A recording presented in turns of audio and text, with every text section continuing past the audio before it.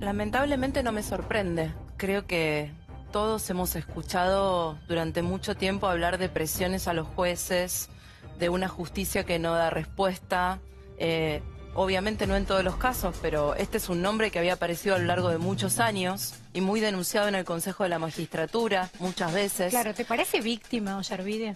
No, definitivamente no creo que Pero sea si fue víctima. presionado tampoco. No, a ver, los jueces tienen estabilidad en el cargo, no pagan impuestos para justamente no tener que responder ante la AFIP, tienen todas las garantías para poder desarrollar su tarea de manera independiente. Y si alguien no se siente lo suficientemente fuerte como para resistir una presión, de mínima tiene que renunciar, pero además como funcionario público, si se mantiene en el cargo, todos los que ocupamos un cargo público tenemos la obligación de denunciar si vemos un delito. Claro. Y una extorsión a un juez es un delito. Entonces, aun cuando eso hubiera sucedido, que la causa está en secreto de sumario, pero si él hubiera declarado esto, definitivamente no es víctima. Igual una pregunta, ahora sigo con María Eugenia. Él dijo esta causa es secreto de sumario, pero él no es juez. No, está claro. Eso Igual es una, podría contar. Eso fue una estrategia. Fue una chicana, fue una tomada de pelo a los periodistas. Totalmente. Cuando él llegó, habló de una causa, digamos, que estaba bajo secreto de sumario, lo cual es cierto, pero toda esa payasada que hizo ayer Ollarvide con el bastón, con la calavera, fue ni más ni menos, Pamela, intentar evadir a los periodistas. Pero es lo que hizo toda su vida, por eso me pregunta. Ahora nos metemos en otros temas, pero no deja, si bien lo sabíamos todos, no deja de sorprenderme con la impunidad que se maneja, porque hoy de pronto él no tiene absolutamente nada que ver y se victimiza. ¿Hasta dónde? Bueno, creo que algo cambió creemos? desde el momento que tiene que ir a prestar una declaración indagatoria, ¿no? Sí. Y creo que acá hay un punto de inflexión que empieza a verse después de 2 años y medio, a partir de 2015, con una justicia que no tiene excusas ahora, porque es absolutamente independiente. Y entonces empiezan a pasar estas cosas. Hay un juez que aún cuando ya deja de ser juez tiene que ir a dar explicaciones y someterse a otro juez.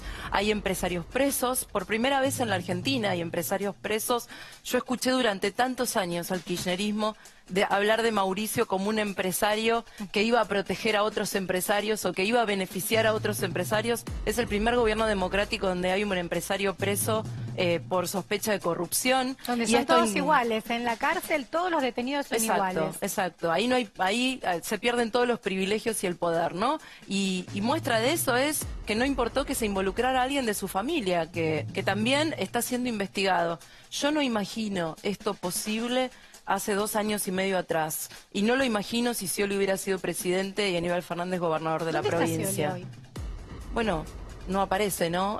Sería bueno también que dijera lo que piensa de todo esto, pero él también enfrenta causas muy complejas en la provincia de Buenos Aires por hechos de corrupción que nosotros y Lilita Carrió hemos denunciado en IOMA, en Lotería, en el Ministerio de Desarrollo Social, en el Ministerio de Trabajo. Cuando llegamos, cada irregularidad que encontramos la llevamos a la justicia de la provincia. Haciendo un paralelismo con los cuadernos K. Estos cuadernos que aparecieron, que obviamente existen cuadernos de centeno, pero para mí el cuaderno escrito, ¿no?, con tinta y a mano es el símbolo, ¿no?, de la corrupción, porque todo el dinero que pueda ser bancarizado significa que está justificado, pagó sus impuestos y no habría problema. Que también vamos a hablar de los aportantes truchos, por supuesto. Cuando llegaste a la provincia, ¿encontraste cuadernos con cifras que no cerraban? No los encontré. Por supuesto, si lo hubiera hecho, lo hubiera presentado a la justicia. ¿Qué encontraste que llevaste a la justicia? Bueno, en IOMA encontramos y seguimos haciendo auditorías, prestaciones de asistencia domiciliaria a pacientes que no existían y empresas que cobraban por eso, sobreprecios en prótesis, en medicamentos. Encontramos inspectores del Ministerio de Trabajo y gente del Ministerio de Trabajo que cobraba por determinadas multas o por controlar o no controlar determinados procesos. Encontramos más de 10.000 policías vinculados a corrupción policial, a vínculo con el narcotráfico, que hoy ya no pertenecen a la fuerza. Encontramos un bingo... ¿Dónde están esos policías? Es mi gran curiosidad, nunca logro entender. Bueno, más de 600 fueron detenidos. 10.000 fueron los que encontraron la mala policía. Sí. Sí, y 600 fueron seguimos detenidos investigando. Me quedan 9.400, y esto es un número redondo, debería, ¿no? Más o menos. 9.400 hombres con la capacidad de daño, de tener la inteligencia y de saber cómo hacer el bien, que también lo pueden ocupar para hacer el mal. ¿Dónde están esos 9.400? Bueno, yo espero que la justicia avance sobre cada uno de ellos como avanzó sobre estos 600. Por supuesto, como vemos, a veces la justicia no tiene nuestros tiempos. Pero hoy son un vecino más, están en libertad. Hoy están fuera de la fuerza, viviendo como un ciudadano común. ¿Que trabajan de qué? No lo sé, y nosotros no tenemos la facultad de hacer un seguimiento sobre ellos, eso es facultad judicial. Pero hay algo que te digo, Pamela, ¿Pero eso es peligroso o no? Era más peligroso que tuvieran el uniforme de policía. Y que desde el uniforme de policía y aplicando la ley, en convivencia con el delito, liberaran zonas, fueran cómplices del narcotráfico, a veces hasta jefes de banda. Y la verdad es que ¿por qué no se puede hacer un seguimiento? Porque digo, seguramente el enojo de haber sido descubiertos lo tienen, y la capacidad de daño también. Bueno, tanto lo tuvieron que nosotros hemos denunciado a la justicia reuniones entre ex policías diciendo que tanto el ministro como yo íbamos a morir, y que había una operación que se llamaba Operación Talonario hace 2 años atrás. ¿Qué significaba la Operación Talonario? Bueno, supongo que significaba cobrarnos todo lo que habían perdido, ¿no? Gracias a nuestro trabajo y haber enfrentado la verdad, todo lo que perdieron de ganar, más allá del lugar dentro de la policía. Esto no está exento de riesgos, pero al igual que esto que está pasando... ¿La mala policía de dónde recaudaba? ¿Del narcotráfico? Del juego, de todos los delitos, ¿no? Del juego, de la explotación de trata, pero sobre todo, y yo lo digo siempre, la peor tragedia para la Argentina y la provincia de Buenos Aires y el conurbano en particular es la llegada del narcotráfico. Porque el narcotráfico pone a funcionar una caja de unos niveles de montos y de magnitudes muy enormes, ¿no? En donde nadie se quiere quedar afuera y donde no quiero solamente involucrar a la policía. También hemos echado con consejo de la magistratura y con jurados de enjuiciamiento, hemos echado en la provincia de Buenos Aires a fiscales y a jueces involucrados con el narcotráfico, que convivían con el narcotráfico hacía años en la provincia de Buenos Aires y nunca habían sido destituidos. Entonces, es que eran parte de agentes penitenciarios en cárceles, digamos, toda la cúpula del sistema penitenciario. Es una pelea que uno da todos los días y que no se va a resolver de un día para el otro. Pero ver lo que pasa hoy, ver que hay empresarios presos, ver que hay jueces que tienen que dar explicaciones, funcionarios que tienen que ir a declarar, y también que está pasando esto en la policía bonaerense, que es la fuerza más grande del país. ¿Y esto que está pasando? Yo creo que tiene que esperanzar. Yo sé que duele, porque cuando uno piensa en la plata que se robaron, piensa en todo lo que falta y no se hizo, de lo que seguro vamos a hablar. Entre otras cosas. Pero, el efecto replique. Es importante. Quiero abrir la encuesta de Pamela Latarde, bajate la aplicación y votá en nuestra encuesta. La provincia de Buenos Aires, ¿qué tema es el que más te preocupa? Le pedimos a la gente de la provincia de Buenos Aires que sean los que voten: la inseguridad, la inflación o la pobreza. Obviamente son 3 cosas que preocupan. ¿Cuál es la que más preocupa? Votá en Pamela Latarde. Hablemos del juego. ¿Cómo te llevas con el juego en la provincia? Mal. ¿Y cómo te llevas con Angélica? No, en lo personal yo no tengo ningún problema con él. No, pero no en lo personal, pero digo por el juego. Yo combato la industria del juego ilegal, clandestino, ilegal.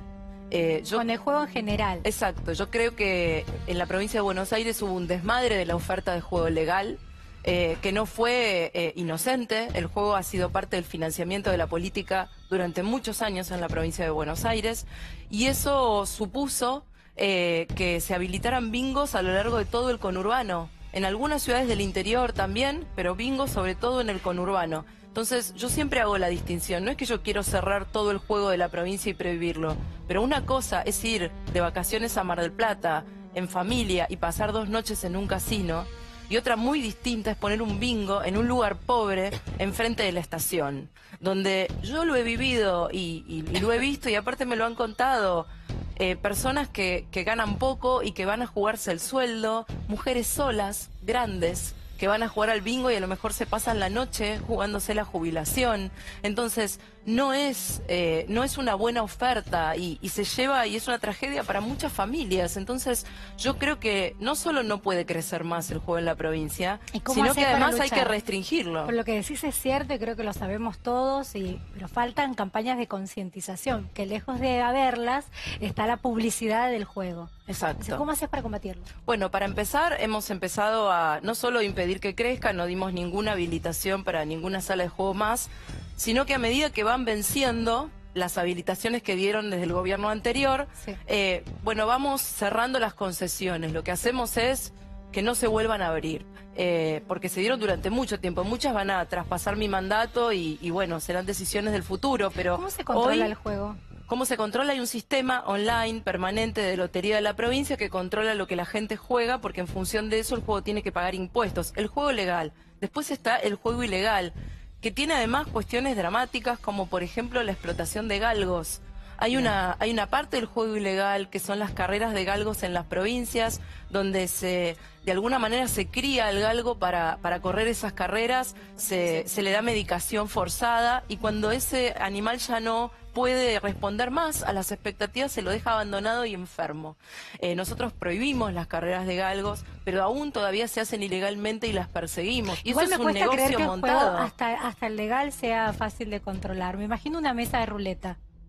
No, bueno, esos son casinos. Esos ya tienen otro sistema de control. Lo que está en Puerto Madero, lo que más genera recaudación. Creo que también es de Cristóbal López, ¿o no? Son las maquinitas. Sí.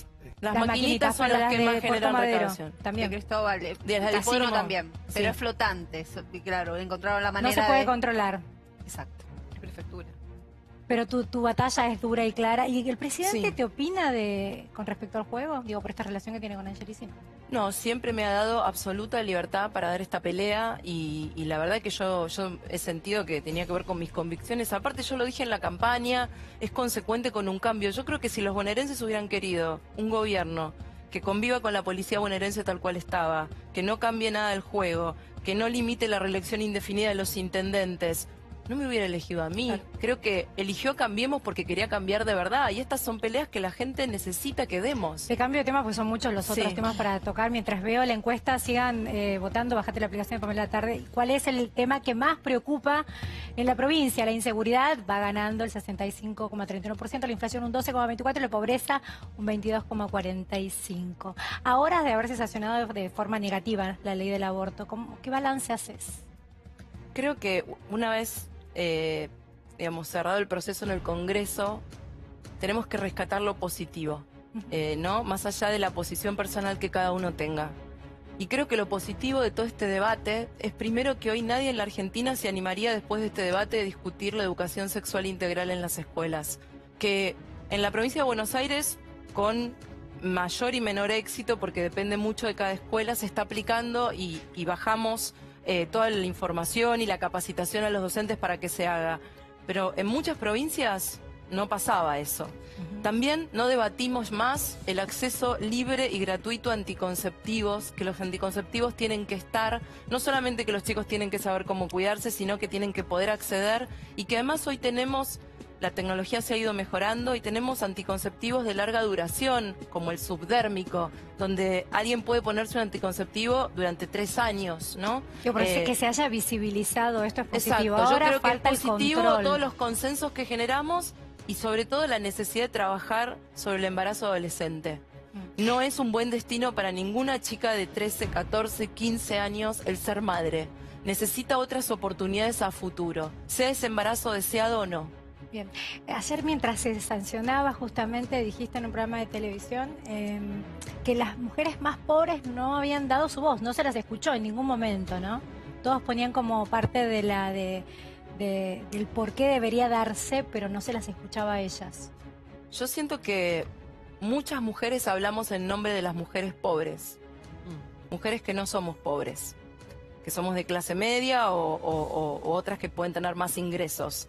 Creo que hay que escucharlas a ellas. Y ese es un problema no solo en el debate del aborto, en general. En cualquier debate cuesta mucho encontrar que sean incorporadas y que su voz sea escuchada.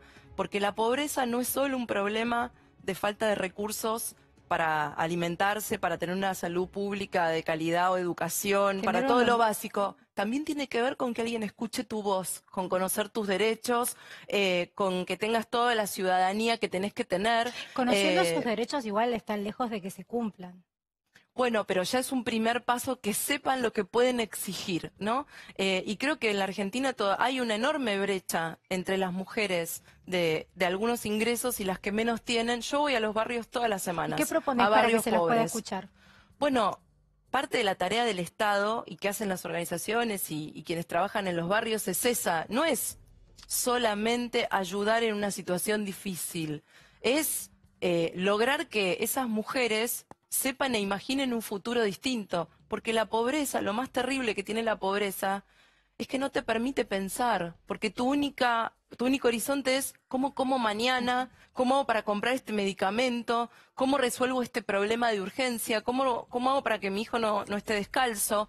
Y eso, cuando vos tenés esas necesidades, no podés pensar en otra cosa, no podés pensar en el mes que viene, ni en tus derechos, ni en participar ni de ningún debate. Para eso tiene que haber un Estado presente. Y un Estado presente que se ha hablado en tantos discursos, y la verdad es que se ha usado y mal usado tantas veces, no es un puntero, no es un narco adentro del barrio dándote puntero, ¿cuál plata, es el es una trabajo del oficina del puntero? Estado en el barrio pobre, ¿Y cuál es haciendo el- lo que tiene que ¿Y hacer. cuál es el trabajo del puntero? ¿El puntero es aceptado? ¿El puntero, sirve? ¿Hay que ir a hablar con el puntero? ¿El puntero qué es el puntero? El puntero es alguien informal que puede o no tener algún cargo público, que en nombre de un político, no del Estado, va a ofrecer O sea, cosas del Estado a la está en gente. nombre, no está aprobado por el Estado. No, definitivamente. Alguien que viene y le dice a otra persona, yo te consigo un plan, pero se lo tenés que agradecer, aunque sea al intendente existe el o a la puntero gobernadora. ¿No existe el puntero bueno? No. El que escucha al No, vecino. quien que sea usa la anterior al necesidad de intendente. otro con un fin electoral no es bueno, nunca y en ninguna circunstancia, porque se está aprovechando de la dignidad del otro, de la necesidad del otro, porque que el Estado ayude es un derecho del que necesita ser ayudado, no es un favor que nadie le tiene Es que una venir a obligación hacer. del Estado Es una y del obligación derecho del del que lo Estado. necesita. Pero para eso, Pamela, y déjame que lo diga, porque también, para no mostrar solo la parte negativa de la provincia, en la provincia pasan muchas cosas lindas también. También para eso estamos poniendo oficinas del Estado adentro de las villas, de los lugares más pobres de la provincia de Buenos Aires y del conurbano, en La Cava, en Itatí, en Carlos Gardel, en Fuerte Apache, en lugares donde el Estado nunca había entrado, pero no solo con la policía para hacer un allanamiento, sino que entre para ayudar y para asistir y para estar presente, para hacer conciencia de derechos, con un consultorio médico para vacunar y para atender a los chicos. Cosas básicas que no pasaban hace mucho tiempo, salvo que tuvieras al puntero o, en peor caso, todavía peor, al narco. El año pasado el presidente sacó los créditos Argenta, donde le permitía a las madres con chicos de AUH sacar un crédito en la ANSES. Eso, más allá de ayudarlas a las madres que tienen chicos con AUH, con asignación universal, es mucho más profundo. En un barrio muy pobre, si vos no tenés acceso a un crédito como ese, tenés dos destinos. El usurero, que te cobra tasas increíbles, que todos conocemos porque hay publicidad de eso, o el narco.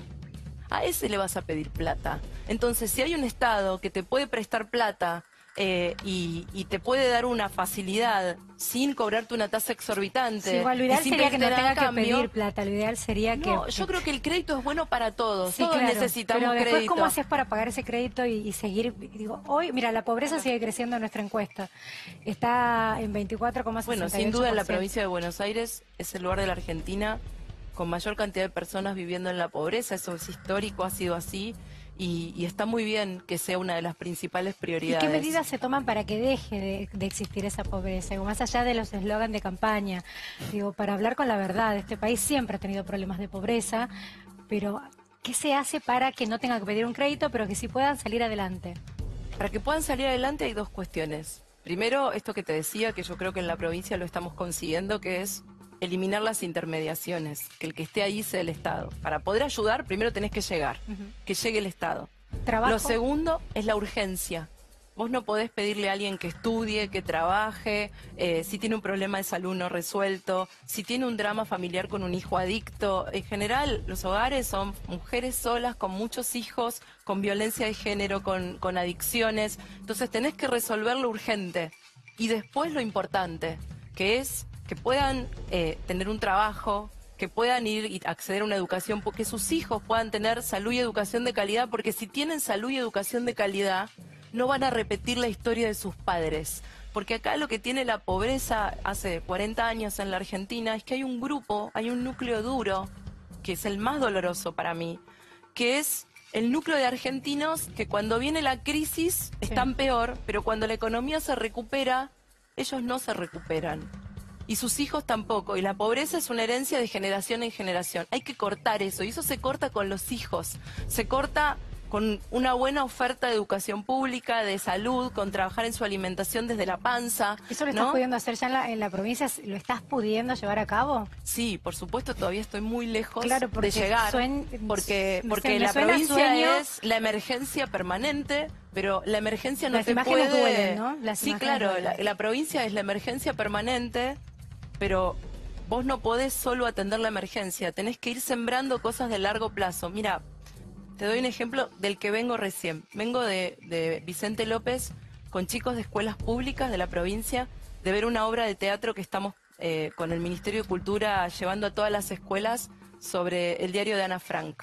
En realidad esa obra de teatro, además de contar la historia de Ana Frank y de hablar contra el racismo y la discriminación, es una manera de preguntarle a los chicos, interpelarlos y decirles, Ana Frank tuvo una familia protectora, que cuidó de ella y de su familia y lo ocultó en su casa durante 2 años. Frente al bullying, frente a la agresión al otro, frente a la violencia, ¿vos qué haces? ¿Sos el agresor o sos el protector? ¿Sos aquel que cuida al que es agredido o te quedás pasivo observando o te convertís en el violento? Nos invita a reflexionar. ¿No? Entonces, todo eso no sale en ningún lado, pero son cosas que van pasando y que trabajamos con un tema tan terrible como el bullying hoy con los chicos. A partir del próximo mes va a haber robótica para 300.000 chicos de escuela pública. Sí, los chicos de 6º y 7º grado van a aprender robótica. La oportunidad. Y yo sé que, y es parte de seguramente Hablemos lo que de la vamos a escuela. hablar de la infraestructura, Sí. y lo dije el 1 de marzo cuando fui a la legislatura y lo anuncié. Dije, muchos van a decir, ¿cómo invierten en robótica con el estado que está en las escuelas? Y yo dije... No podemos esperar, porque nuestros chicos no están aprendiendo matemática y mañana cuando salgan a buscar un trabajo van a necesitar poder manejar estas herramientas. Hay que hacer las dos cosas. ¿Qué pasa con la educación en la provincia, no? Esta guerra que nunca se termina. Yo no estoy en guerra con nadie pero... y la verdad es que lo que siento sí es un compromiso con los padres de los chicos y con los chicos que van a escuelas públicas y con los docentes que en su inmensa mayoría hacen una tarea heroica, Pamela, porque... Digo heroica por las condiciones en las que hace muchos años trabajan. El sueldo que reciben. Porque además reciben chicos que son muchas veces producto de todas estas realidades, de familias con violencia, con problemas de consumo, con muchas veces ausencia de respuesta en la casa de sus papás y tienen no solo que enseñar, sino muchas veces que contener, porque la escuela también es importante porque da de comer y cuando hace muchos años atrás eso no pasaba. Entonces... La verdad es que hoy es difícil la escuela pública, pero yo estoy convencida que es el camino. Sin una buena escuela pública, ese chico que hoy vive en un barrio pobre no va a tener ninguna posibilidad de mejorar mañana. Hablemos de la escuela de Moreno, ¿no? De Sandra y de Rubén, que en paz descansen y pasaron los días. El dolor no se va a ir, pero hoy a lo mejor te sentís más preparada para tener una respuesta. ¿Quién es la responsabilidad de lo que pasó? Primero, como gobernadora, yo doy la cara y doy todas las explicaciones siempre sobre todos los temas. En este caso, decidí, como en muchos otros, generar un espacio de silencio para respetar el dolor por la muerte de alguien. Siempre digo, y ha sido mi actitud, yo me reúno con la mayor parte de los familiares de víctimas que quieren reunirse conmigo, pero lo hago siempre, como digo yo, cuando se van las cámaras, cuando todo pasó, porque trato de ponerme en el lugar de ellos y digo, si yo estuviera en ese lugar, lo último que quisiera es que la gobernadora se pare al lado mío, al lado de una cámara. Quiero que me dé explicaciones. Y para eso estoy. ¿Cuáles son las explicaciones? ¿Quién es la responsabilidad? La responsabilidad inmediata es del Consejo Escolar. Le quiero qué es el explicar al consejo? consejo escolar, a Bien. la gente, qué es el consejo ¿Qué es el escolar. consejo Cuando escolar? nosotros votamos cada 2 años, nosotros votamos consejeros escolares. Al final de la boleta que nadie mira, en general, hay una categoría después de concejales, intendente, hay una categoría que se llama consejeros escolares. Esas personas son elegidas para ocuparse de 3 cuestiones. Se ocupan de algunas cuestiones administrativas de personal de las escuelas, sobre todo de los porteros, Yo te interrumpo, pero para auxiliares. tener una idea más Sí. grande. ¿Cuántas son las escuelas de la provincia de Buenos Son Aires? 12.000 edificios, 18.000 escuelas públicas. 18.000 escuelas públicas. ¿Cuántos son los consejeros para esas 18.000? Alrededor de 700, más de 700 consejeros para toda la provincia. Cada municipio tiene un consejo escolar, ¿no? En el caso de Moreno tenía, y ahora explico por qué, 8 consejeros. Esos consejeros son de fuerzas en función del resultado electoral. Entonces, por ejemplo, en Moreno, donde Sí. siempre había ganado el Frente para la Victoria y ganó en la última elección en el 2015, la mayoría de ese consejo escolar era del Frente para la Victoria. ¿Qué hace el consejo escolar? Se ocupa de cuestiones administrativas de las escuelas, tiene un fondo de infraestructura que le da la provincia, que es de 800 millones para toda la provincia. No es para que hagan obras grandes, no es para que resuelvan problemas de cambiar todas las instalaciones, no. Es para que resuelvan la emergencia, porque si vos tenés 18.000 escuelas, 12.000 edificios escolares y tu sede del Ministerio de Educación está en La Plata, es evidente que necesitas algo cerca de la escuela para resolver. Desde que se rompió la puerta de un baño, tenés una filtración, rompen los bancos, digamos, se rompió algo mínimos. que no puede esperar, o tenés una pérdida de gas. Tenés No algo para construir un aula. no es para no. construir un aula Bien. ni para construir una escuela nueva, es para resolver la pequeña emergencia Inmediatos. y lo inmediato. Ese consejo escolar en Moreno había recibido durante 2016 y 2017 un total de 15 millones de pesos de la provincia. Nosotros hicimos una auditoría y en esa auditoría se demostró que no habían podido justificar ni un solo peso gastado en nada que tuviera que ver con las escuelas.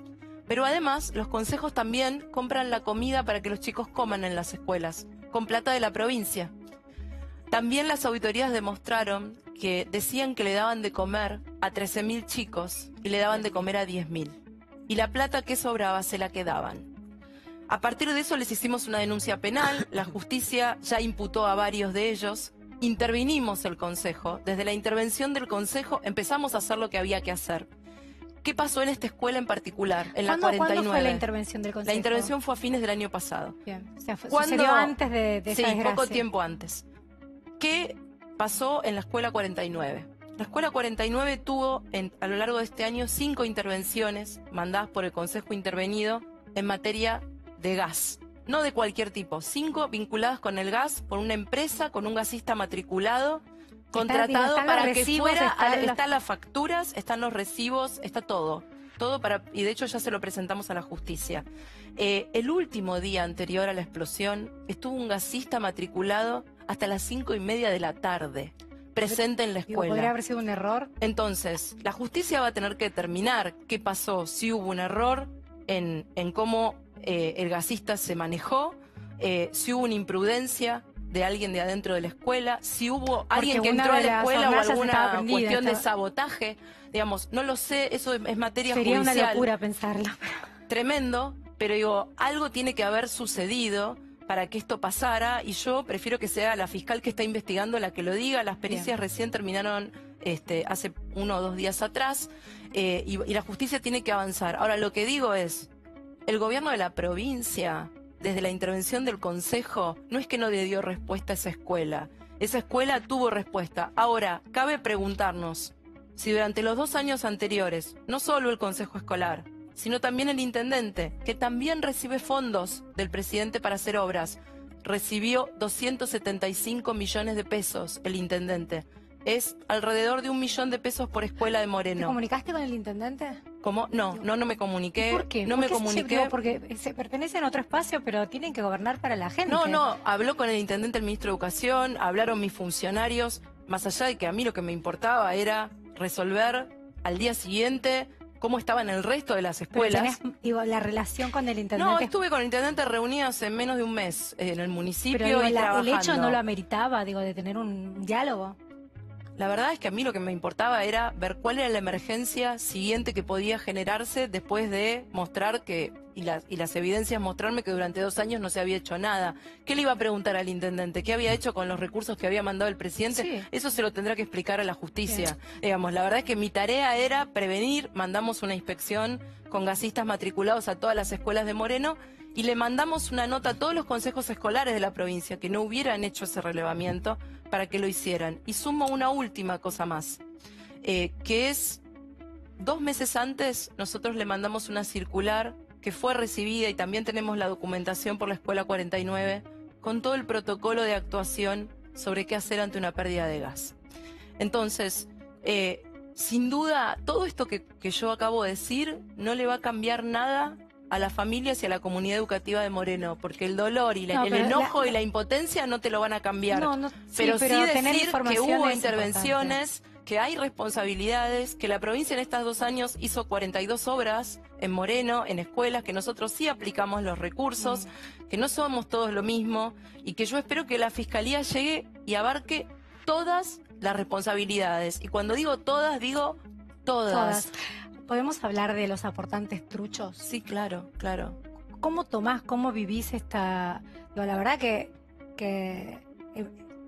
tener un proyecto de transparencia y de hacer las cosas bien y de pronto que se descubra que existieron aportantes truchos es al menos un papelón. Lo vivo y lo viví mal, porque yo le decía al presidente el otro día en una charla que tuvimos, yo no ¿Cómo llegué... fue? ¿Cómo te enteraste y hasta dónde te involucraste?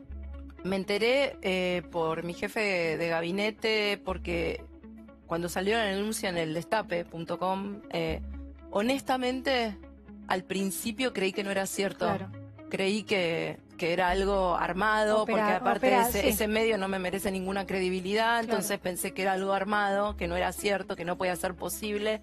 Y a medida que se presentaron más denuncias, entonces ahí tomé cartas en el asunto, empecé a involucrarme, pero involucrarme desde el lugar de preguntar qué es lo que había pasado, ¿Qué es esto? cuál era el equipo que había trabajado en la rendición de fondos. Y bueno, una vez que identifiqué a las personas que habían trabajado en el equipo de rendición de fondos de campaña, les pedí... en particular a una persona que era de mucha confianza, de muchos años de trabajo de confianza conmigo, que renunciara a su cargo.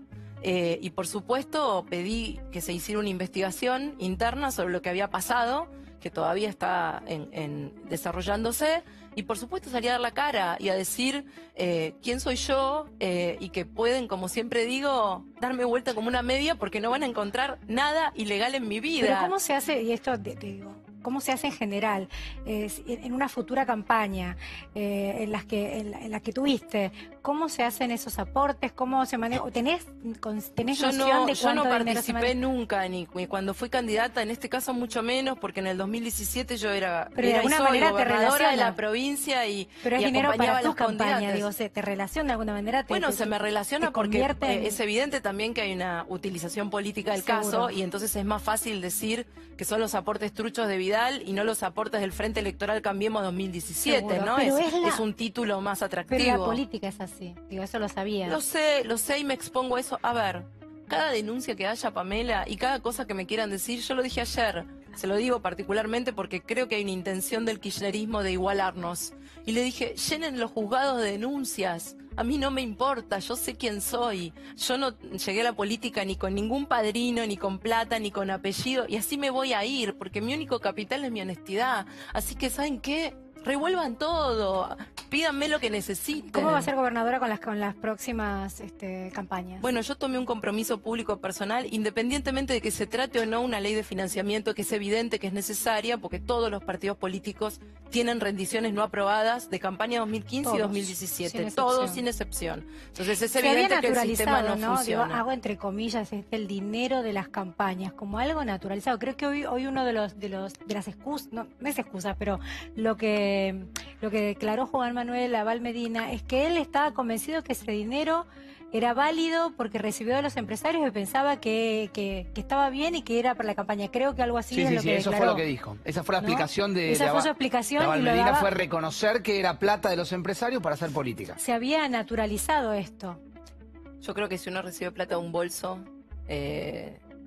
me parece que sabe que está recibiendo algo que no está bien. Y además, más allá de eso, creo que lo de aportes de campaña es parte de una estrategia judicial, porque coincidentemente todos dicen lo mismo. Pero, María y esta Eugenia, recaudación no puede evidentemente ser que se dio sea a lo cierto. largo durante 10 años. No, digo, porque le pasa a todos los...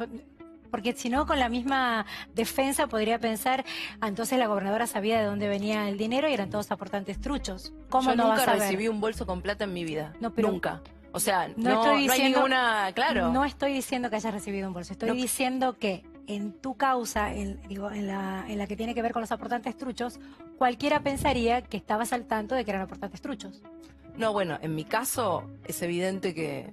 Bueno, para mí es evidente, no era Pero es que no candidata, es no tenía, evidente. no ¿Sabes que tenía no? cargo la campaña, Pero sabes que no digamos. es evidente, No, bueno, porque por eso aquel estoy que no, dando... aquel que tiene, que cree en otro proyecto, seguramente cree que Juan Manuel Abal Medina dice la verdad y cree que vos digo, estamos tan divididos como país, ¿entiende lo que digo? Sí, Yo pero no, a lo largo... no estoy tomando postura por ninguno, No, lo estoy entiendo, tratando lo de entiendo ponerlo perfecto. sobre la mesa. A lo largo del día, yo al final del día creo que lo que más importa, más allá de lo que cada uno puede creer, Sí. es la verdad. Ujú. La verdad y la justicia. Y al final del día, ¿sabes dónde se termina esto, Pamela? Como dije yo el otro día, esto se termina en cómo vivís, cuál es tu patrimonio. Yo no llegué ayer a la función pública. Yo hace más de 20 años que trabajo en el Estado. Y sigo siendo de la misma clase social y sigo teniendo lo mismo que tuve siempre.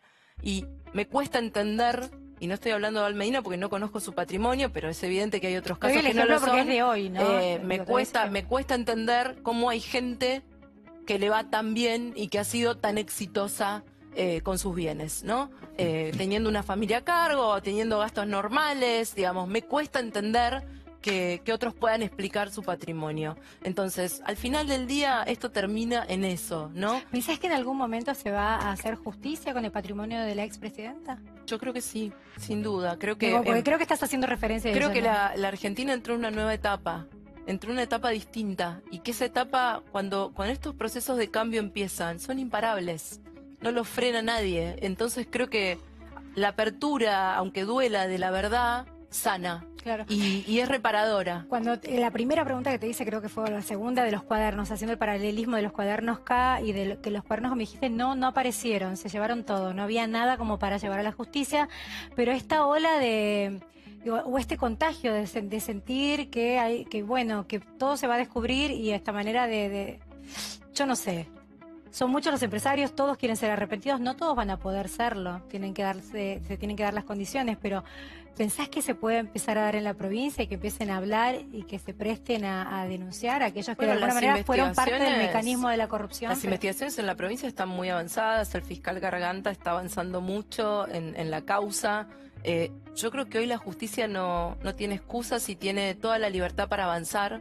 Y creo que tenemos que confiar en eso, que tenemos que confiar que hubo un cambio, que parte de lo de cambié, cuando decíamos cambiemos también era esto, y que se avance, que todo salga a la luz y sobre todo que queden claras las reglas de juego futuro, que nadie nunca más, yo creo que hoy, con todo lo que hemos escuchado, independientemente de lo que pase judicialmente, ningún empresario ¿Pero se va a tenés atrever esperanza o no?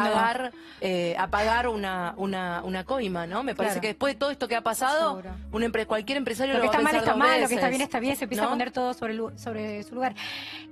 Antes de abrir a mis compañeros, prepárense porque voy a abrir a mis compañeros, pero quiero repasar la encuesta. La inseguridad se lleva el 65,66%, es lo que más preocupa. Sé que hoy hiciste anuncios.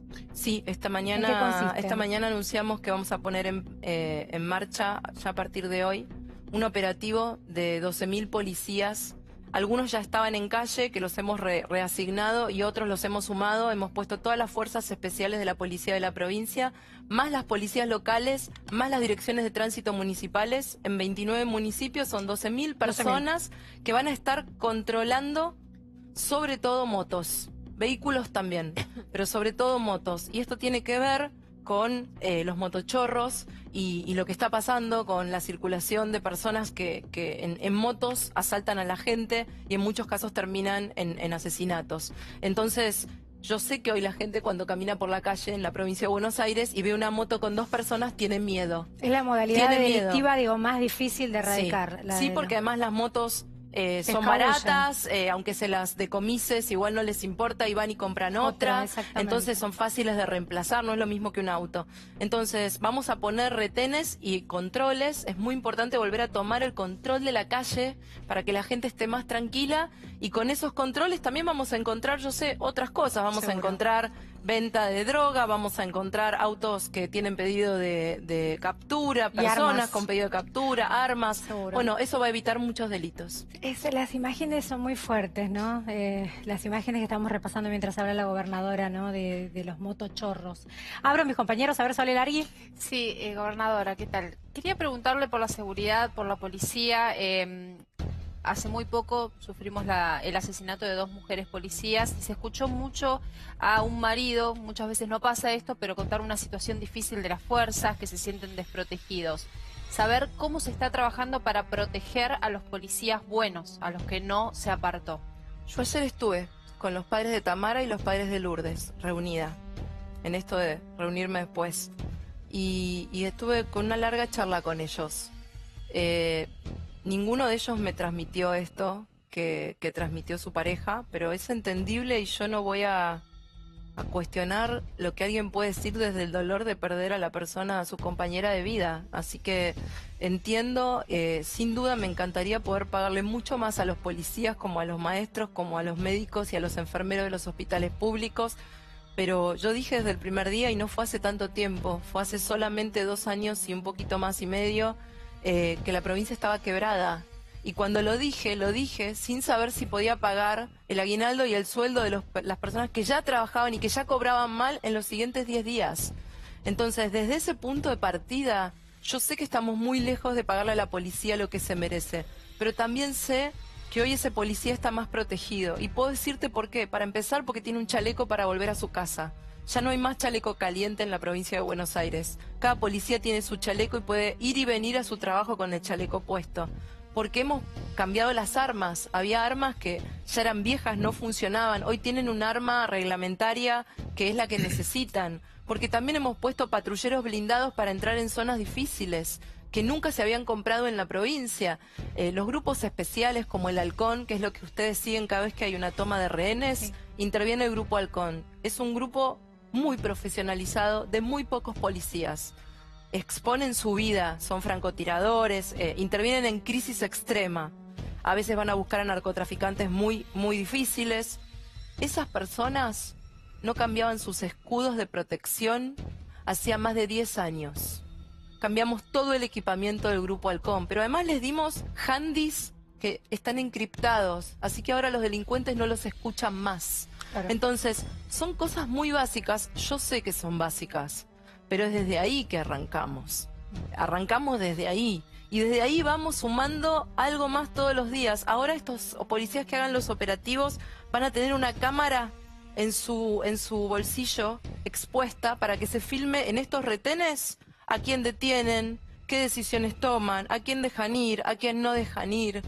No es solamente controlar a quienes asaltan en la calle, es también controlar a los que controlan y tener un registro de lo que pasa. Facundo. Gobernadora, le pregunto por la figura del primo del presidente, Ángelo Calcaterra. Le pregunto si lo conoce, le pregunto cómo está el presidente en relación a esto y quizás una oportunidad de hablar respecto a cómo se contrata la obra pública en la provincia de Buenos Aires, porque hoy está todo sospechado y bueno, esa es la pregunta. Bueno, lo he visto 1 o 2 veces, la verdad no recuerdo muy bien en qué oportunidades, no fue nunca en una reunión de trabajo ni nada parecido, alguna vez puede ser en la casa de Mauricio o en alguna reunión partidaria, alguna vez lo pude haber visto, pero no recuerdo muy bien dónde, pero sí creo, en relación a este tema, que hay un antes y un después, y el presidente cuando le pregunté cómo estaba me dijo, estoy dolido por él, pero tranquilo de que la justicia pueda avanzar. Esto es muestra de que algo de verdad está cambiando. Entonces, desde lo personal, claro que está dolido, es una persona de su familia, nadie quiere a alguien de su familia preso, pero desde su responsabilidad como presidente sabe qué es lo que había que hacer. ¿Calcaterra contrata en provincia de Buenos Aires? Nosotros no tenemos obra. Bueno, en realidad él ya no contrata con el Estado porque cuando el presidente asumió, él vendió la empresa. Pero digamos así, pensando en las obras más grandes, no tiene adjudicada lo que era su empresa no tiene adjudicada ninguna obra. ¿Cómo se contrata en la provincia? Como debió contratarse siempre en el Estado, por licitación pública. Uno escribe las condiciones de la obra, llama a una licitación donde todas las empresas se pueden presentar y compiten. Pero para que eso pase tiene que haber un registro de proveedores donde las empresas se tienen que inscribir. ¿Qué pasaba en la provincia? El registro de proveedores era muy chico. Pocos tenían acceso, entonces pocos se podían presentar y ganaban siempre los mismos. Hoy hay más de 8.000 empresas inscriptas, pasamos de 1.500 a 8.000 inscriptas en el registro de proveedores de la provincia. Así que hoy todos pueden competir y de hecho en muchas obras hemos bajado los precios previstos porque cuando hay competencia el empresario no quiere perder, quiere ganar la obra y entonces baja los precios. Claro. Carlos. Gobernadora, ¿puede llegar a ser candidata a presidente usted o puede ir por nuevamente la gobernación de la provincia de Buenos Aires? No, definitivamente no voy a ser candidata a presidente por muchas razones. Primero porque creo que el presidente tiene que reelegir y apoyo esa reelección. En segundo lugar porque yo tomé, y para mí el valor de la palabra es muy importante, yo tomé un compromiso con los bonaerenses hace 4 años. Yo les dije que no iba a ser candidata a presidenta, porque a la provincia de Buenos Aires le había hecho mucho daño tener gobernadores que querían ser presidentes, porque entonces privilegiaban sus intereses y por eso en mi gobierno se recuperó el fondo del conurbano, porque fui la primera gobernadora que me senté con el resto de los gobernadores y les dije, la provincia está discriminada y aunque no les guste y se enojen, se merece que le devuelvan los fondos que le sacaron. Eso no lo hacían el resto de los gobernadores porque como querían ser presidentes, se querían llevar bien con el resto de los gobernadores de las provincias que no eran Buenos Aires. De ese podría darte 10 ejemplos más. Y por eso creo que mi lugar está acá defendiendo a los bonaerenses. Da una mala noticia. ¿Qué Me acaba de dar una mala noticia, porque la palabra la cumple la gobernadora. Sí, la cumplo, claro que sí. Y Pero... lo segundo es no, en relación a mi candidatura a gobernadora para el año que viene. Hoy la verdad que me parece que lo más importante está definido, que es que el presidente se va a presentar por Cambiemos a reelegir y todos los que integramos Cambiemos estamos de acuerdo con eso. Mi candidatura no es lo más importante ahora. Hoy a mí me preocupa hoy estar al lado de la gente porque sé que es un momento difícil. Gobernadora, me sumo a la pregunta de Carlos. Entonces, ¿usted acompaña, apoya, pone las manos en el fuego con todas las decisiones del presidente? Yo pongo las manos en el fuego por el presidente sin dudarlo, pero no ahora. Hace más de 10 años que lo conozco, tengo un vínculo no solo de trabajo, sino afectivo y personal con él, con su familia, sé quién es, confío, 100%. ¿Y las decisiones que tomó las acompaña 100%? ¿O hay alguna Si alguna que vez no... tuve alguna diferencia con decisiones que tomó, por supuesto se lo digo puertas para adentro, entendiendo que él es el presidente. ¿Cómo? Para marcar una diferencia. ¿Por qué no hacerlas públicas? Porque somos parte de un mismo espacio, digamos. También él algunas veces me ha dicho que no está de acuerdo con algunas decisiones mías y no lo ha dicho públicamente. No lo voy a decir. Pero digo, está bueno el debate y la diferencia. No siempre tenemos que pensar igual pero es que ahora dentro no sabemos del mismo cuál. espacio. No sé ahora cuál está de acuerdo y cuál es no. No, está bueno dentro del mismo espacio. El aborto. No, él no se ha manifestado ni a favor ni en contra. No, la verdad es que no tiene... A ver, las diferencias siempre han sido pocas. Sí. Siempre han sido pocas. Vale Shapira, que es nuestra invitada, ¿quiere preguntar? Sí, por favor. Vamos, ¿Cómo le va, ¿Qué tal? María Eugenia? Buenas tardes. ¿Hay algo de lo que como gobierno les gustaría hacer mea culpa? Cuando uno gobierna la provincia de Buenos Aires, tenés una autocrítica permanente, porque después de 28 años de abandono y de desidia, sentís que siempre llegas tarde, mucho más cuando en el medio hay víctimas. Yo recién di una larga explicación sobre lo que pasó en Moreno, y podría explicar todo lo que estamos haciendo en rutas, pero si hay un accidente en una ruta que está en mal estado, por supuesto que me siento responsable. Y si hay una víctima de una entradera o de un motochorro, por cada cosa que sucede en la provincia que gobierno, me siento responsable. Y siempre hubiera querido llegar antes, por cada uno de esos barrios tremendos que vimos cuando empezó el diálogo con Pamela, y los niveles de pobreza profunda, que con todo lo que eso implica, que como decía antes, no es solo la comida, es mucho más profundo que eso. Yo me siento responsable y actúo en consecuencia todos los días para cambiarlo. Después, si hubiera hecho cosas distintas a las que hice, y probablemente hubiera empezado antes la reforma del sistema penitenciario. Tardé varios meses en arrancar, me costó mucho meterme con el tema de las cárceles y es un tema que va a llevar mucho tiempo de reforma. ¿Qué es lo que más costó? Yo creo que en lo personal a mí lo que más me cuesta es convivir con esto, con el sentimiento permanente de gobernar una provincia que es urgente, la provincia es urgente, en donde la quieras mirar, y al mismo tiempo entender que los tiempos de gestión y los recursos que tenés no te van a permitir en 4 años resolver todos esos problemas. Y entender que está el SAME para que la gente, si tiene un accidente hoy, para 8 millones de personas que no estaba, pero bueno, yo ya estoy pensando en los 8 millones que me faltan, porque son 16 millones los bonaerenses, y que están las mitad de las guardias hechas a nuevo, pero todavía pienso en las que me faltan, y en los quirófanos, y en otra parte de los hospitales, y las escuelas. ¿En algún momento tuvo miedo? ¿No? Sí, claro. Yo no creo que esté mal tener miedo. Yo creo que es de Con las temerario, mafias, de digo, con las que inconsciente. se metió con lo más pesado. Yo creo que el que no tiene miedo es un temerario o es un inconsciente. Pero, no sé, no me va a estar mirando por el horario, pero yo siempre le digo a mi hijo más chiquito, que lo tuve internado hace unos meses atrás, por suerte nada grave, pero estuvo varios días internado. Y bueno, no le gustaba que lo pinchen, ¿no? Porque lo pincharon muchas veces. Entonces cada vez que venía la enfermera lo tenía que pinchar y él decía, mamá, tengo miedo. Yo le decía, está bien que tengas miedo, pero los valientes no son los que tienen miedo, los que no tienen miedo, son los que a pesar del miedo hacen lo que hay que hacer.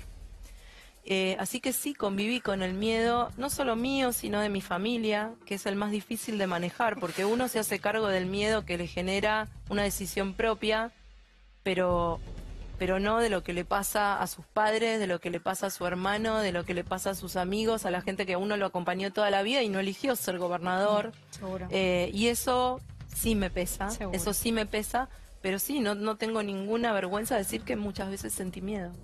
Ahora viene la pregunta de Luli, quiero saludar a nuestra invitada. Hola, Katy. Bella, Hola, mi gente hola a bella. todos. Hola, Hola, qué linda, Eugenia. Katy, bienvenida. Gracias, Te puedes sumar a esta charla, a esta Un entrevista cuando placer quieras. estar acá con ustedes. Luli, María Eugenia, quiero preguntarte qué pensás de la terrible situación económica que está atravesando la Argentina, una inflación que no para de subir, tarifas que a nadie le alcanza para pagar, todo aumenta, la gente no llega a fin de mes y algunos tienen esta sensación de que antes sí podían comer, de que antes se llegaba a fin de mes, de que antes se vivía un poco mejor. ¿Cuándo va a cambiar la realidad?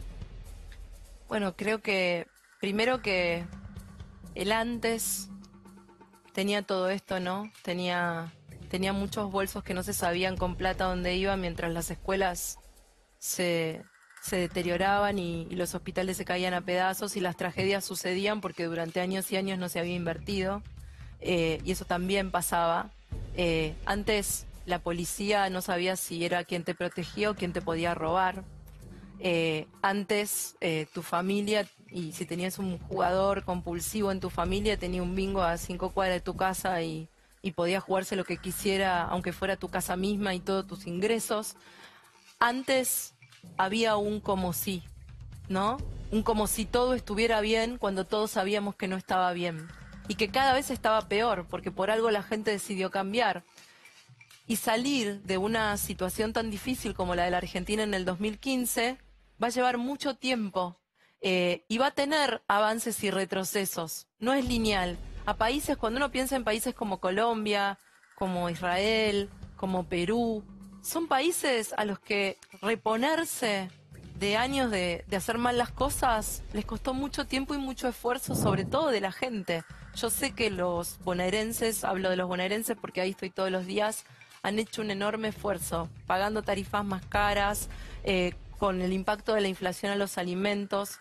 Pero yo lo que digo siempre es, estamos en ese es el esfuerzo que vale la pena. Tantas veces los argentinos hicimos esfuerzos inútiles. Tantas veces creímos que ese era el camino para después darnos cuenta que una vez más nos habían mentido, que una vez más venía otra crisis y que una vez más íbamos a tener que pasarla mal. Yo creo que esta vez es de verdad, que esta vez es para nuestros hijos, para nuestros nietos, aunque a nosotros nos cueste un tiempo más. Y creo que nuestra responsabilidad, la mía en particular, es que en el camino difícil yo tengo que estar ahí al lado. Por eso reforzamos los programas sociales este año y los años anteriores, por eso el descuento del Banco Provincia en alimentos, Sí. por eso la ayuda a las pymes que tienen problemas para pagar. Todas las medidas que tomamos son para decirle a la gente, pará, yo sé que la estás pasando mal, pero no estás solo, yo estoy acá con vos y todo lo que pueda hacer para ayudarte, lo voy a hacer el tiempo que esto dure, ¿no? Y después vamos a estar mejor, pero mejor de verdad, no mejor un tiempito para ganar la elección. Comparaba, María Eugenia, usted con otros países, y le quiero sumar a Katy Fulop, que en algún momento dijiste, estuvimos a muy poquito de ser Venezuela. Sí, a un pelito. A un pelito. A un pelito. Sí, es como que tú vas ¿En qué? caminando por ¿Pero en una qué? calle. ¿En qué sentías? Pasaste y atrás venía Venezuela y le cayó el piano encima. Casi nos cayó el piano encima. Venezuela está... Yo siento... La verdad que en algún momento, lo dije anoche, yo pensaba que Argentina no iba camino a Venezuela. Viendo hoy todo lo que vemos en televisión, que parece una película de, no sé, de terror, sí, donde de una serie ampones, le ladrones, ganan la Vallato que de nos Netflix. robaron todo y nosotros somos Al los mecanismo. estúpidos que estamos pagando todo. Digo sí. Y vamos, ¿Pero en qué cosas las definitivamente veías? en todo, porque acá, o sea, en realidad Venezuela era como la entrada para que entrara el narcotráfico junto con hacer la política internacional de Chávez con el petróleo y captar Bolivia, Ecuador, Argentina, para todos hacer como un bloque y dominar, no sé, como... Yo me imagino que acumular poder para pensar en el relato que nos contaban, y lo que hicieron fue engrosar sus bolsillos y sus cuentas. ¿Y por qué pensás que está tan dividido? Digo, ¿te parece que también está tan dividido como Argentina, Venezuela? Digo, porque pese a que las condiciones son pésimas de cómo viven, muchos defienden el gobierno de Maduro y es increíble. No sé si muchos, muchos. ¿Pensás que no son muchos? Yo creo que hay más de un 90. Lo que pasa es que juegan con el hambre y la necesidad de la gente también. ¿No crees que haya convicción? Porque yo quiero comparar con Argentina también. Yo creo hay que una Venezuela convicción. Hay una defensa férrima de lo que pasa. Y muestran los bolsos volando y se muestran los cuadernos. Y siguen creyendo. Por eso digo, y hay una creencia. ¿Por qué no voy a creer es muy difícil desconstruir todo lo que tú has pensado que es lo correcto. Pasa lo mismo con el aborto. ¿Qué tiene que pasar para desconstruir? Porque escucho compañeros que dicen, no, bueno, se habla de eso porque no quieren hablar de la pobreza de este gobierno y de lo que está provocando y de las medidas. Digo, cosa que es cierto también, pero que acá tenemos la libertad de poder hablarlo, digo, todos los días. Y educación, mucha educación, ¿no? Darle tenemos muchos blancos que atacar. Y yo sé que tú estás trabajando muchísimo. ¿Qué te parece la gobernadora, Katy? Yo la admiro un montón, admiro su trabajo y me gustaría que le salieran mejor las cosas a este gobierno, porque en la medida que le salgan mejor las cosas nos va a ir bien a todos. Más allá de que uno pueda creer más o menos, y no soy partidaria de nada, no es que estoy ni con Cambiemos ni con el kirchnerismo, no me gusta... y lo que deseo es que hagan bien su trabajo. Y yo sé que si María Eugenia está haciendo bien su trabajo, nos vamos a dar cuenta, capaz no ahora, porque hay mucho despelote. Con el tiempo vamos a decir, ay, María Eugenia, mira todo lo que hizo. Y si lo estás haciendo bien, lo vamos a ver. Bien. Y está bueno cuando María Eugenia da la cara, que eso siempre también lo admiré de vos, que en los desastres, siempre das la cara. Vas, te sentás, hablás y eso está bueno. Le quería preguntar a la gobernadora, a propósito, sobrevuela en la opinión pública, en términos electoralistas, que, a ver, a Cambiemos le conviene que Cristina no esté presa. Sin cassette, dígame, gobernadora, si usted cree que Cristina debe estar tras las rejas. Primero creo que Cambiemos no va a definir lo que pase con Cristina. Eso lo va a definir la justicia, y por lo que veo, la justicia está avanzando de manera inexorable. Yo no soy juez, yo no voy a decir si Cristina tendría que estar presa o no, pero sí creo que tiene mucho para explicar y lo estamos viendo todos los días. Creo que la persecución política, el hecho de que queremos tapar con esto la economía, acá nadie quiere tapar nada. Yo vine acá y hablé mucho menos de lo que pasó, de lo que está pasando en Comodoro Pi, y mucho más de los problemas de la provincia, de la inflación, de la pobreza y de los problemas de todos los días. Eso no es verdad. Y por suerte en la Argentina hoy hay una enorme libertad de prensa para que todo el mundo publique y diga lo que quiera. Así que no es verdad que se esté tapando nada, porque además cuando la gente la pasa mal, no hay manera de taparlo. La gente, si la pasa mal, lo sabe. No necesita que nadie se lo diga. Entonces no hay ninguna campaña de tapar nada, pero lo que es. Y si la justicia avanza, que avance. Y cada uno tendrá que hacerse cargo frente a la justicia de una defensa con todas las garantías, como tuvo Vudú hace pocos días atrás. Yo lo que dije ayer y vuelvo a decir hoy, es difícil pensar, cuando uno piensa en Vudú, en un jefe de gabinete que dice que recibía bolsos en jefatura de gabinete, en Joclender y las viviendas, en Skanska, en la valija de Antonini Wilson, en las viviendas que no se hicieron de Milagro Salas, en la tragedia de Once, en lo que sucedió con la energía. Bueno, son demasiadas cosas y ningún funcionario echado. Porque uno puede, y yo lo digo siempre, uno puede tener un caso de corrupción gobernando. Cuando uno gobierna para millones de personas y tiene miles de funcionarios que dependen de uno tiene 20, 15, 10 funcionarios de confianza, al resto lo pone en su lugar porque cree que va a hacer bien su trabajo además de la confianza. Y ese funcionario se puede equivocar y puede cometer un delito. Ahora, el tema es cómo uno reacciona frente a ese delito. Si uno no es parte del delito, lo desplaza inmediatamente. Si no lo desplaza y permanentemente dice que eso es parte de una ofensiva judicial o mediática, uno es cómplice. Digamos, acá no hay muchas alternativas. ¿Pausa? Sí, gobernadora, ¿qué tal? ¿Qué tal? Buenas tardes. Bueno, ayer se votó en contra, por supuesto, de la legalización del aborto. Ahora, recién hablabas, cuando te preguntó Pamela, decías que las niñas de 13, 14 años claramente no deberían pasar por esto. Y hoy sabemos que puede haber una chiquita de 13, 14 años haciéndose un aborto clandestino. ¿Cuál es la solución inmediata para esas mujeres que se van a hacer un aborto sí o sí en este momento y de forma clandestina? Porque eso sigue sucediendo. Bueno, primero hoy hay que eso se dijo poco, y yo creo que hay muchas mujeres que no lo saben, así que voy a aprovechar para decirlo. Hoy el aborto está despenalizado con riesgo de salud para la mujer, está despenalizado en casos de violación. Y de hecho, por un fallo de la Corte, y en la provincia de Buenos Aires también hay un protocolo que replica el fallo de la Corte, con lo cual esos casos hoy están cubiertos. Ahora, por supuesto que las fallas de la educación sexual integral y de los del acceso a anticonceptivos, y yo te diría aún más profundas, que tampoco las va a resolver el aborto, que es la violencia de género, digamos, porque en muchos casos los embarazos son el resultado de la negativa del varón de usar profiláctico. Y eso no solo explica el embarazo no deseado, también explica el aumento de sífilis en la provincia, también explica el aumento de HIV, porque bajó la percepción de riesgo. El problema es muy profundo y creo que los problemas profundos y complejos no les vamos a poder dar una respuesta mañana como no se la dimos en muchos años. Pero creo que hoy escuchaba al jefe de gabinete que decía que se dio el debate después de 100 años, que la última vez fue en 1900. Bueno, empezó un debate y hay algo que se puso en crisis. Y creo que, honestamente, creo que el debate no va a terminar acá, ¿no? Claro, creo que el debate va a seguir porque hay una sociedad que más allá de estar dividida, tiene que salir de la lógica, para mí, se plantea una lógica muy parcial, que es esta de quienes estamos en contra, de alguna manera consentimos la muerte de mujeres en abortos clandestinos, y quienes están a favor quieren matar a chicos por nacer. Seguro, y yo no me compro ninguna de esas dos versiones.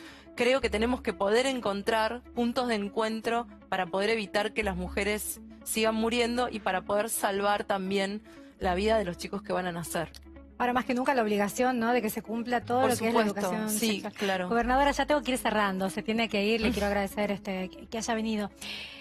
Cristina, se va a tocar el miércoles que viene si se van a allanar sus domicilios y su desafuero. ¿Qué piensa que puede llegar a pasar? Yo creo que en la Argentina de hoy los privilegios atrasan. Deberían ser parte del pasado, para todos.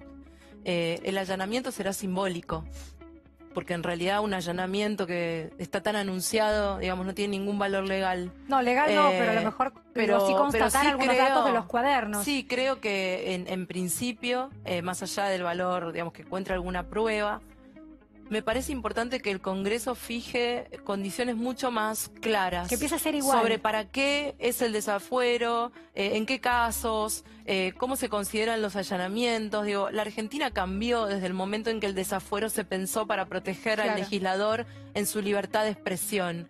Hoy creo que nadie está penado por lo que piensa en la Seguro. Argentina, entonces creo que ahí hay un privilegio que sacar. Puso las manos en el fuego por el presidente, por Mauricio Sí. Macri, por sus decisiones, por los manejos de Cambiemos. ¿Pueden aparecer cuadernos a futuro? Haciendo- Cambiemos es un espacio político muy grande, No las pone. integrado por muchas personas, muchos a los que ni conozco. No las pone. Digamos, equipos que ni conozco de gobierno, con lo cual no, digamos, las manos en el fuego uno los pone por poca gente, por la que está 100% segura, pero sí pongo las manos en el fuego por algo que es más importante que las personas, y son los valores que Cambiemos defiende y que hicieron que Cambiemos se reuniera con Lilita Carrió y con el radicalismo en el 2015 y que se siguen sosteniendo, más allá de las fallas de las personas. No, pero falla la persona, no, yo mi pregunta era más profunda. ¿Pueden aparecer cuadernos? No, yo espero que no. Esperas que no, Espero pero que no- pero no espero que descartás no. la posibilidad. Espero que no, pero obviamente siento que soy parte de un espacio donde no va a suceder. Ahora, gobernamos miles de intendencias, gobernamos 5 provincias, aparte el gobierno nacional, digamos, son miles de personas que en muchos casos no conozco y no voy a poner las manos en el fuego por alguien que ni siquiera conozco, más Claro. allá de que sea mi espacio político. Clarísimo. Muchas gracias, gobernadora. Gracias. Gracias por todo. Hay un último